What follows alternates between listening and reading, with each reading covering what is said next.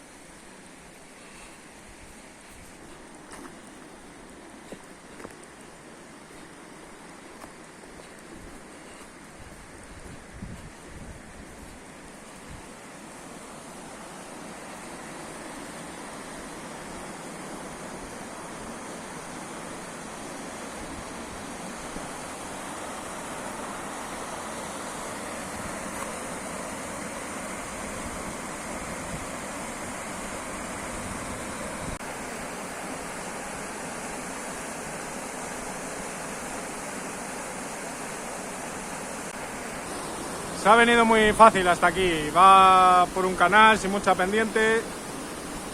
Se va muy bien.